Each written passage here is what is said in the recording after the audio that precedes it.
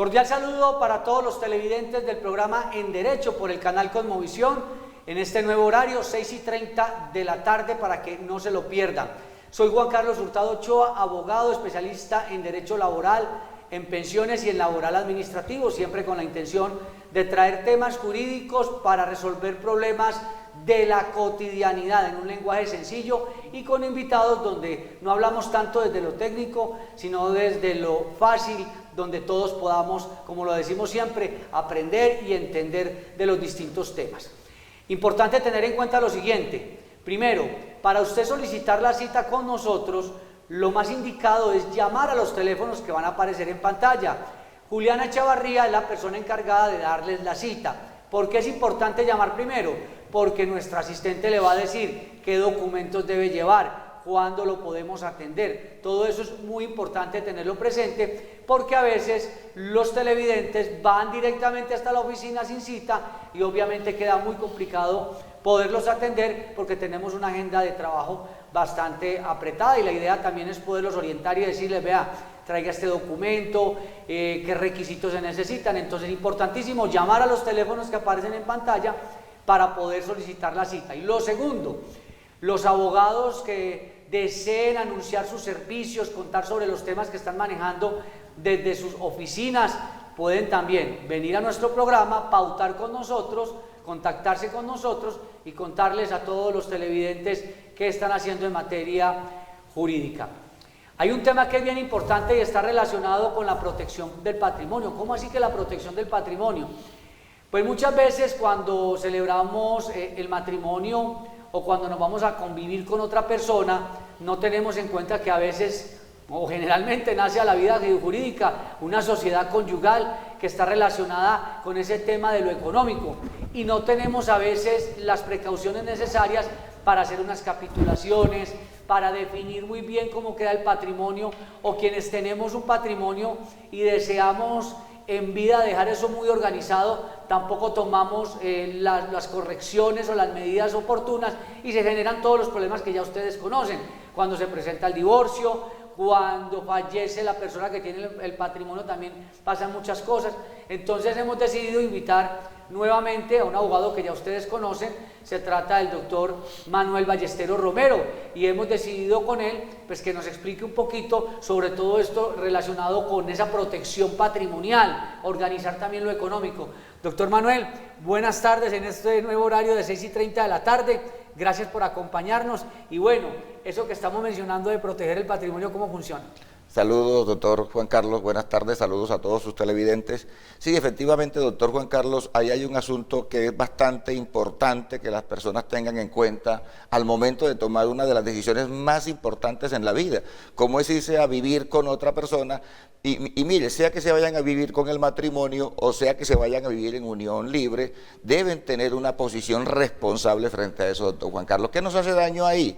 Que tenemos muchos chistes, y yo creo que los chistes son buenos, ¿cierto? Son divertidos, pero es importante que la gente sepa que la vida jurídica no va de la mano de los chistes que se pueden hacer en torno al matrimonio. La gente hace que el matrimonio es un conjunto de males, que los abogados no se casan, que un montón de cosas de esas, pero la realidad es que estamos constituyendo familia, y cuando estamos constituyendo familia debemos pensar en mucho más que los conatos de reproducción que tenemos, que simplemente llegar de pronto a la casa y poder abrazar y besar a alguien, porque lo que tenemos de por medio es un patrimonio que hay que fijarlo, doctor Juan Carlos, y hay que fijarlo desde el momento previo a la constitución misma de la familia. Ese es como un tema importante. Cuando uno habla de protección patrimonial, hay unas opciones. Una de ellas está relacionada con las capitulaciones. A las capitulaciones generalmente en Colombia les tenemos como mucho temor, porque entonces decimos: ¿cómo así que yo voy a hacer capitulaciones para casarme? Es que estoy desconfiando de la pareja, o la pareja desconfía de mí. ¿Cómo así?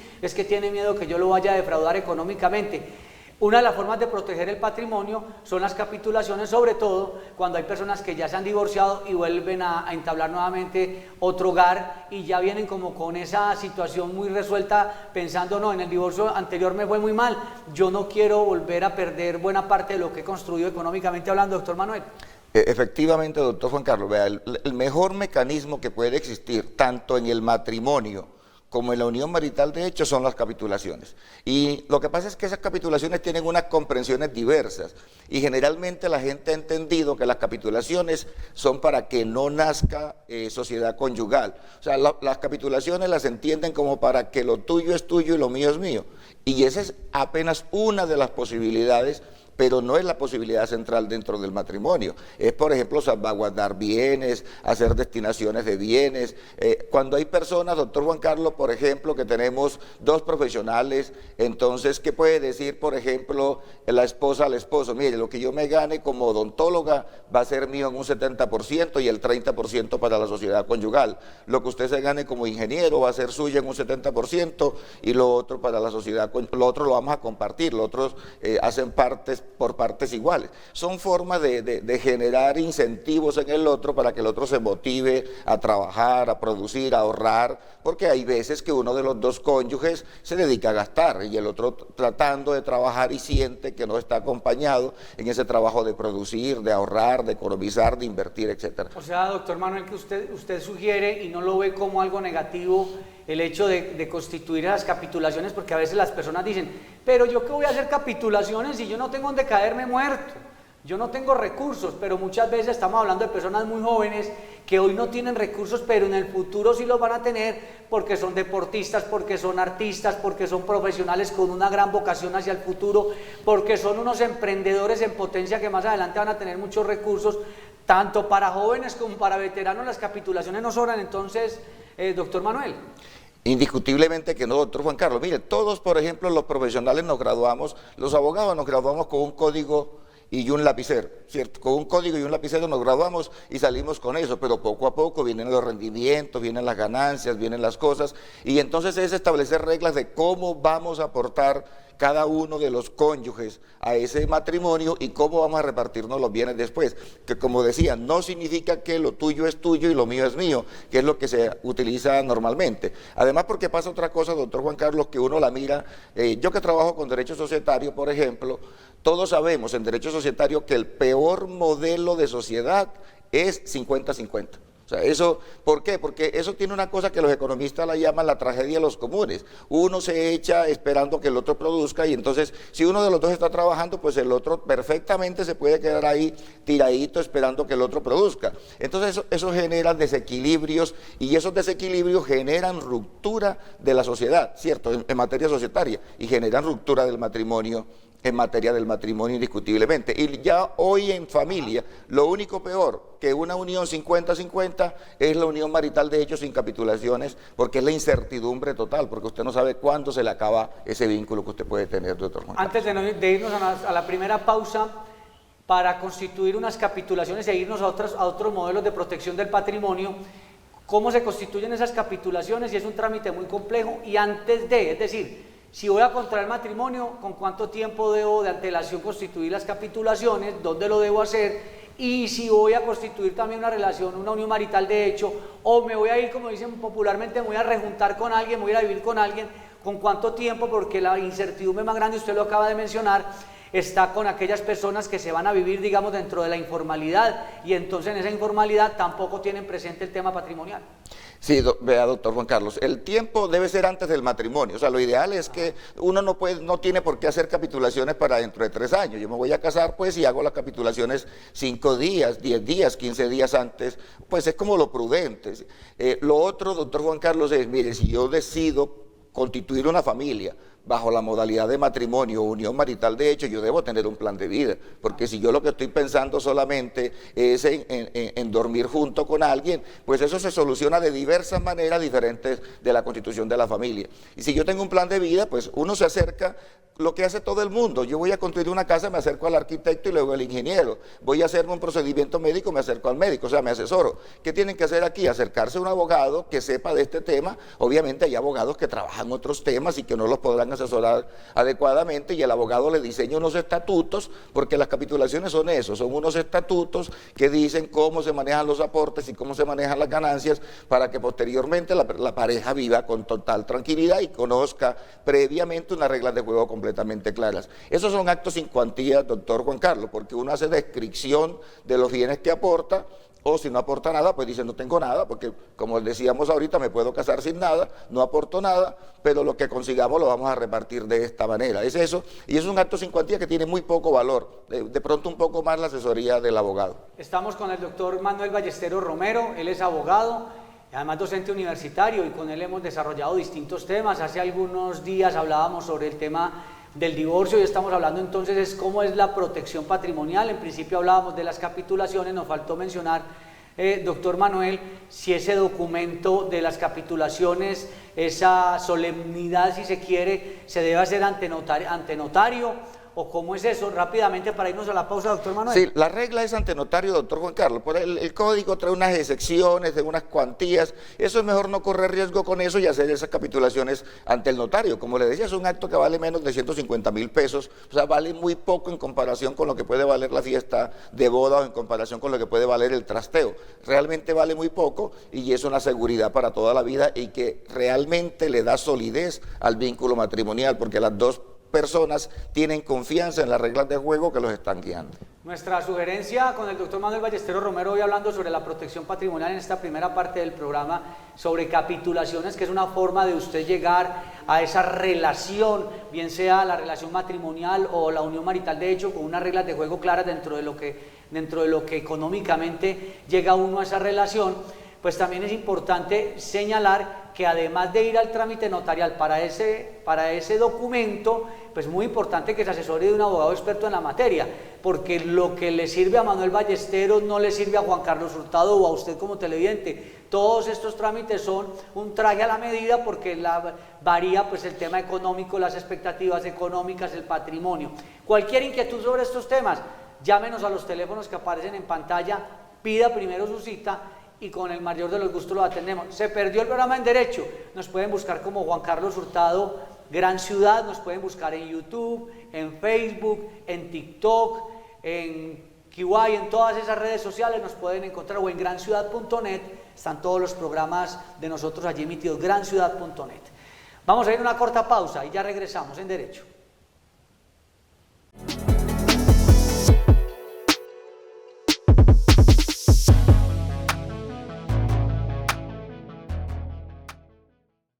Señor empleador y trabajador independiente, es muy importante saber cómo se realiza la afiliación a la EPS, riesgos laborales y fondos de pensiones, cómo se tramitan las incapacidades, cómo se reportan los accidentes laborales y las enfermedades de origen común, cómo debe hacer la cotización al sistema de seguridad social el contratista o trabajador independiente.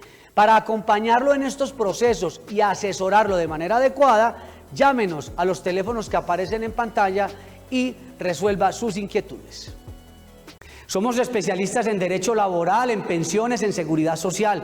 Si tiene también situaciones derivadas del derecho de familia, de la responsabilidad civil, del tema de las sucesiones y otras áreas del derecho, no dude en comunicarse con nosotros. Los teléfonos y los datos aparecen en pantalla. Estamos ubicados en el edificio del Café, centro de Medellín, oficina 1903. Abogados expertos a disposición suya. Colegas del derecho, ¿les gustaría asistir a nuestro programa para anunciar sus servicios, para pautar con nosotros? Es muy sencillo, la información aparece en pantalla. Se comunican con nosotros y podemos acordar la cita para que ustedes puedan asistir a este programa en Derecho con Juan Carlos Hurtado Ochoa.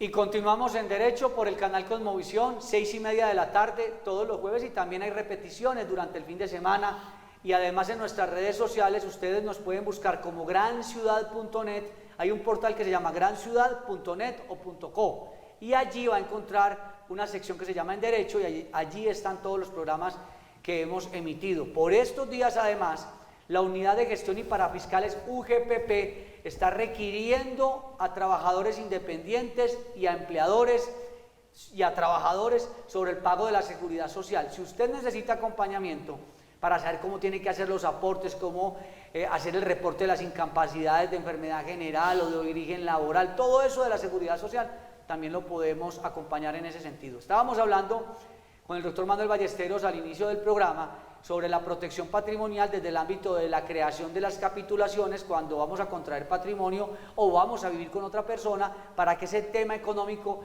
quede muy bien definido. Ya eso lo abordamos. Vamos a otro aspecto.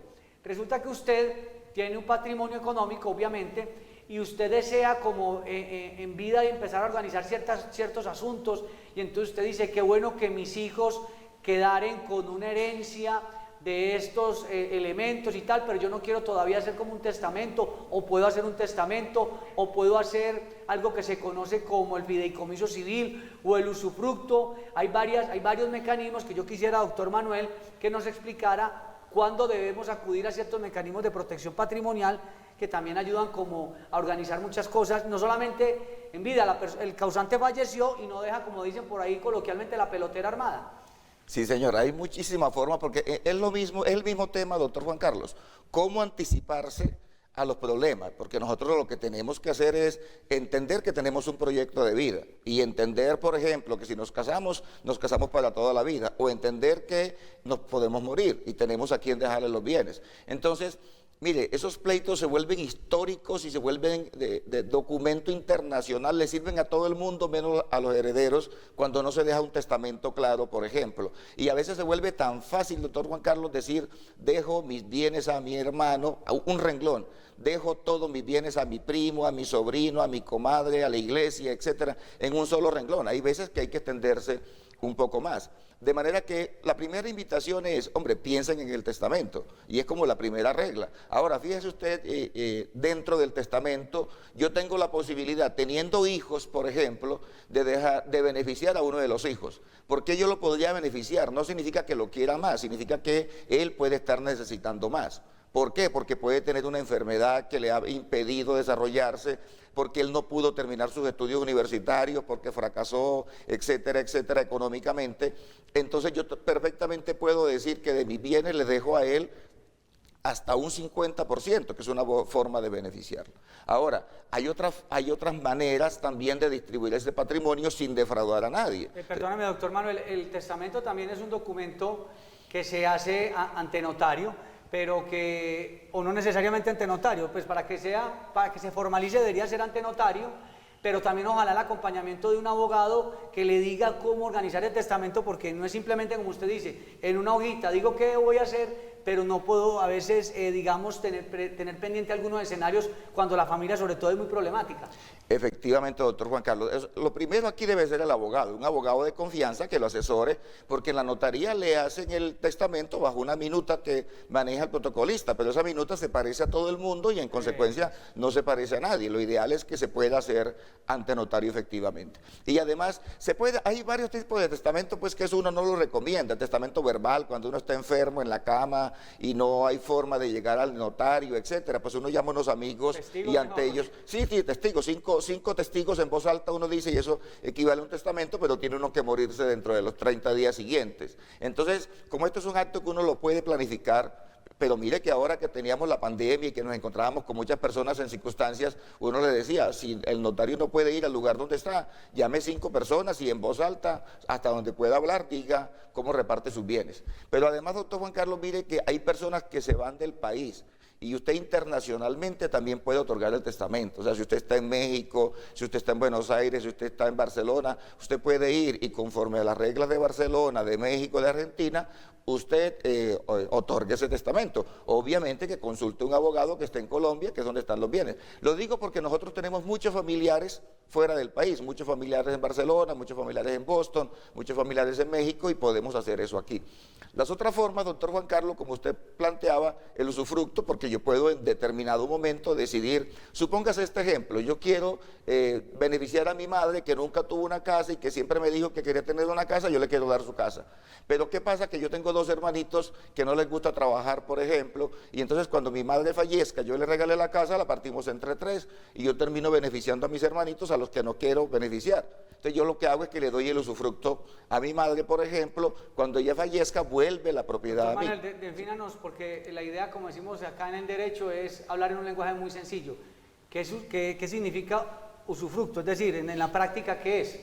El término, ¿cómo se define? En la práctica es que yo le entrego un bien, yo le entrego un bien a una persona, que en el ejemplo que puse es mi mamá, para que ella lo use como si fuera de ella, con plena capacidad de derechos, como si fuera la dueña del bien. Sin ser el dueño. Sin ser el dueño, efectivamente. La diferencia es que cuando fallezca vuelve a mí, pero mientras ella tenga el usufructo, ni siquiera yo, que fui quien le otorgué el usufructo, la puedo molestar, ¿cierto? Entonces, al entregar yo el usufructo, como dice usted, hay 3 hermanos, y le entrego a uno de ellos esa capacidad de administración sin ser el dueño.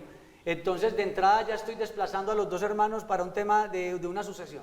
Sí, de inmediato, ellos no entran porque ese patrimonio nunca se va a reposar en cabeza de mi madre, por ejemplo, en este ejemplo. ¿Por qué? Porque él va a estar para ella mientras ella esté viva. Cuando ella fallezca, vuelve donde mí. O va a estar para ella por 10 años, por ejemplo. ¿Y los hermanos no podrían, reclamar que la mamá hizo ese usufructo con el afán mínimo de defraudar a los herederos? No puede reclamar. Es decir, si el patrimonio pasa de mi madre a mí, sí, ahí sí, porque es decir, si ella me está vendiendo la nuda propiedad, porque ella me quiere beneficiar, que es al contrario. O sea, mira que son dos ejemplos. Uno es cuando yo, hijo, quiero ayudar a mi madre.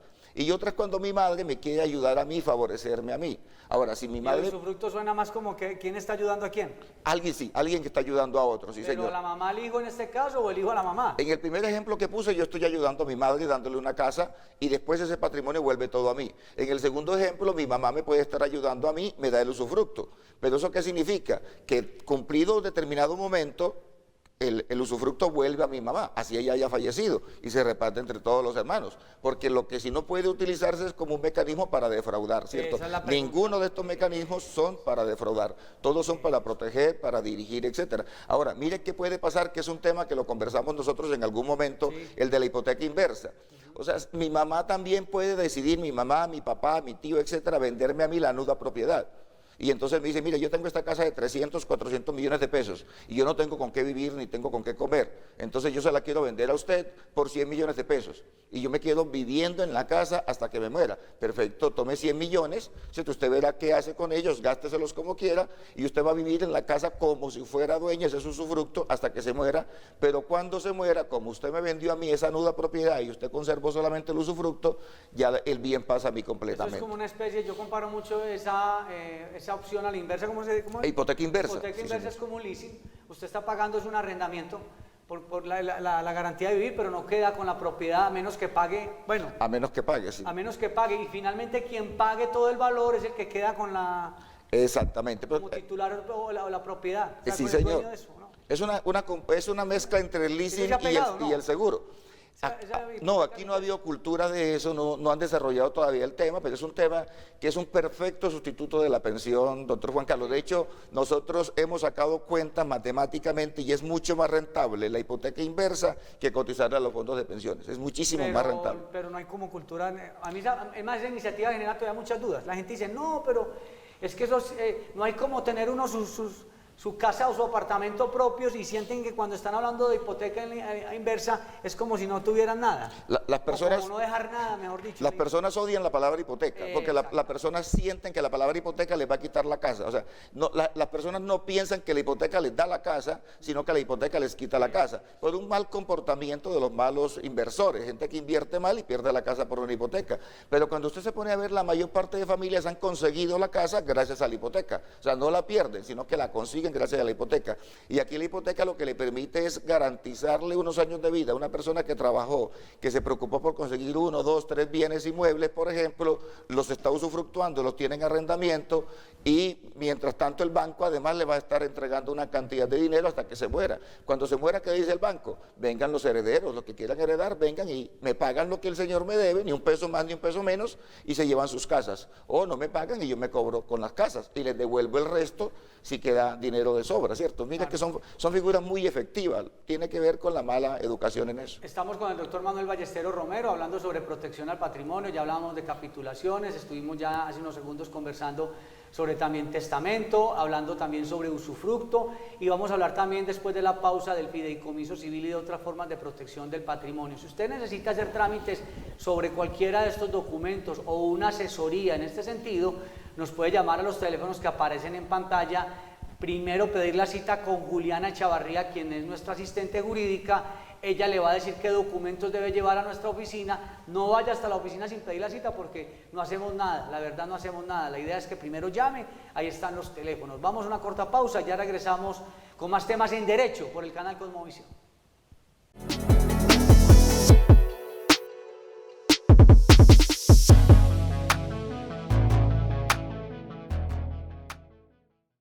Señor empleador y trabajador independiente, es muy importante saber cómo se realiza la afiliación a la EPS, riesgos laborales y fondos de pensiones, cómo se tramitan las incapacidades, cómo se reportan los accidentes laborales y las enfermedades de origen común, cómo debe hacer la cotización al sistema de seguridad social el contratista o trabajador independiente.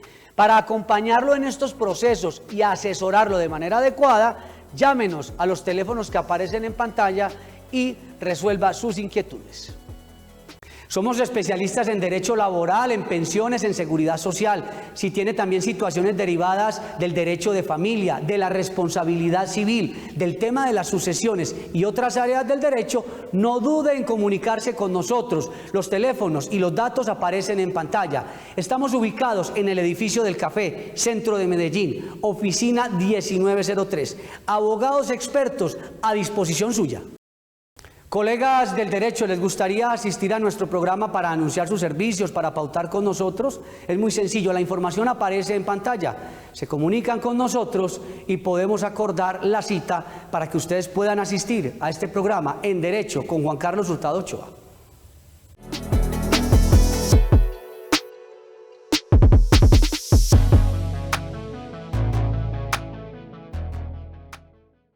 Continuamos en Derecho por el canal Cosmovisión en este nuevo horario, 6:30 de la tarde, para que estén todos muy pendientes, y las repeticiones fines de semana. ¿Se perdió el programa? Ingrese al portal granciudad.net o .co, granciudad.net o .co. Allí están todos los programas que hemos emitido por el canal Cosmovisión, para que estén muy pendientes. Entonces, hablando de protección al patrimonio, ya hablamos de capitulaciones, ya hablamos de testamento, ya hablamos del usufructo. Todos estos trámites ojalá se acompañen de un abogado que sepa cómo organizarlo todo. Vamos a hablar de algo que ha generado mucha expectativa en los últimos años como protección al patrimonio: fideicomiso civil.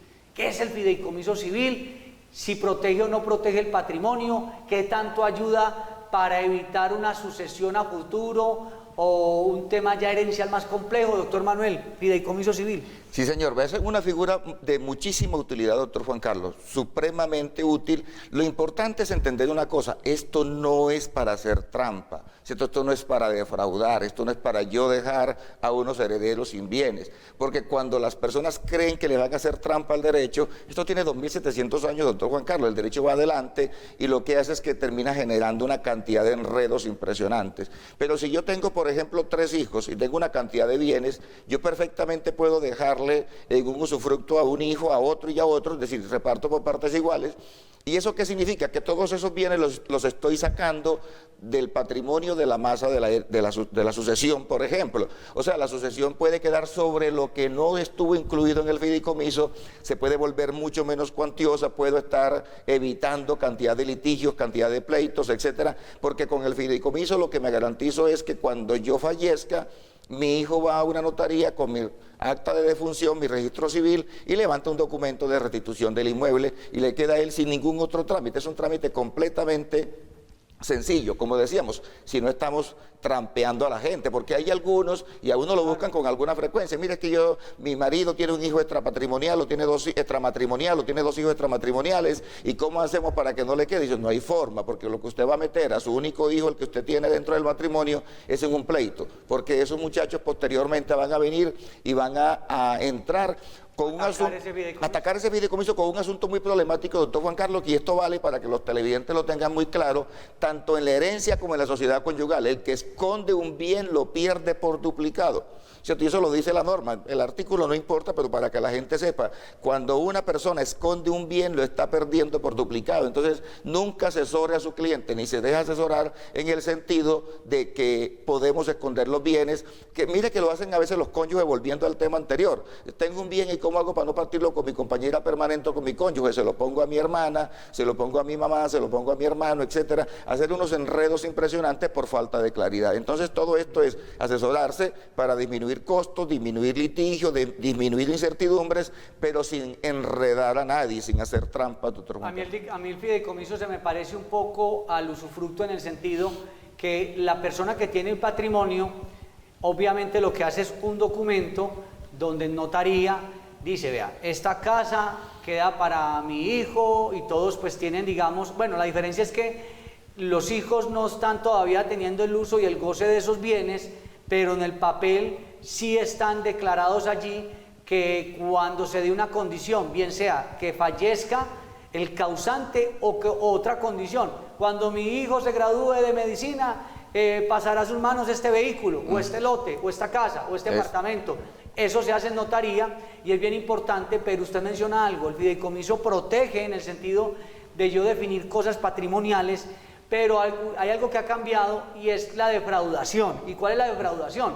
Resulta que yo sé que a mí me van a embargar y que hay un proceso ejecutivo porque le debo a ciertos acreedores, entonces lo que yo hago es que constituyo un fideicomiso civil para pasar todos mis bienes a mis hijos o a otras personas, pero resulta que eso ya no es tan sencillo porque los acreedores, y ya la norma ha estado la han cuestionado mucho, es si se dan cuenta que es para defraudar a ese fideicomiso que decían, es que lo que es sin fideicomiso es inembargable.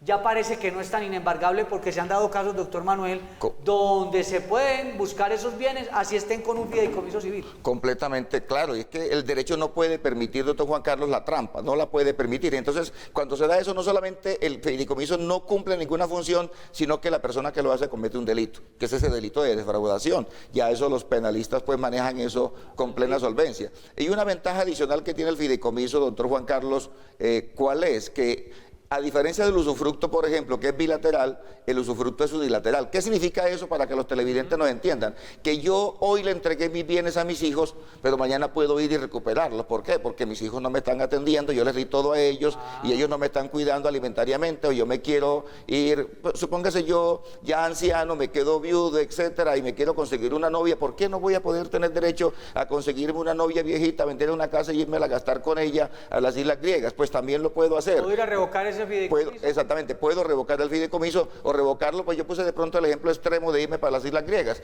pero revocarlo para tener una forma adecuada de vivir, para costearme unos gastos médicos. Es que fideicomiso no significa concretamente que yo le traslade ya de una vez el uso y el goce de los bienes. Exactamente, no, de ninguna manera. Y es una promesa revocable, que es la ventaja. Es una promesa que si yo no la revoco vale perfectamente, pero la puedo revocar en cualquier momento. Lo distinto con el usufructo es que en el usufructo la persona que está allí sí empieza a hacer uso del bien. Empieza a hacer uso. ¿La diferencia? Claro, y yo no puedo revocar el usufructo unilateralmente. Yo tengo que contar con la voluntad del otro, mientras que en el fideicomiso yo sí lo puedo revocar unilateralmente. ¿Es útil o no el fideicomiso? Supremamente útil, bien manejado, porque no cabe en todos los escenarios. Hay escenarios para el fideicomiso, hay escenarios adecuados, por ejemplo, para el usufructo, y hay otros escenarios adecuados para las sociedades comanditarias simples o para el testamento. Bueno, muchos televidentes dirán, qué temas tan técnicos, tan complejos, hemos tratado de explicarlos de la mejor manera.